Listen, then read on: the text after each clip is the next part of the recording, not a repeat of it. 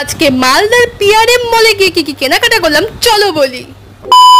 আজকে আমরা মেইনলি যাচ্ছি মলে ঘুরতে আর কিছু কেনাকাটা করতে। আর তখনই রাস্তায় বেরিয়ে দেখি যজ্ঞ দাদা মাসির বাড়ি থেকে নিজের বাড়িতে ফিরে যাচ্ছে, আর ছোট ছোট বাচ্চাগুলো ছোট ছোট রথে নিয়ে যাচ্ছে যজ্ঞ দাদাকে নিজের বাড়িতে। তো আমরাও উল্টো রথ টেনে চলে গেলাম পিআরএম এ।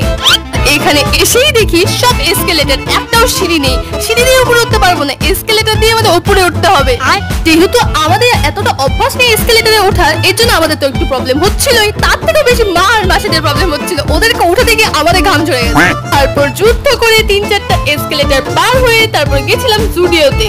আমাদের এখানে জুডিও নেই, তো জুডিওতে আমি ফার্স্ট টাইম গিয়েছিলাম। আর জুডিওর কালেকশন দেখে কিছু কিনবো না সেটা কি হতে পারে, কিছু জিনিসপত্র কিনলাম, কিছু জামা কাপড় কিনলাম। সবাই বলে জুডিওতে নাকি জিনিসপত্রের দাম কম, কিন্তু আমার গিয়ে মনে হলো না যে কিছু দাম কম আছে। যাই হোক, এক একজনের ভাবনা এক এক রকম। তো আবার দেখা হবে পরের ব্লগে, আজকের জন্য টাটা।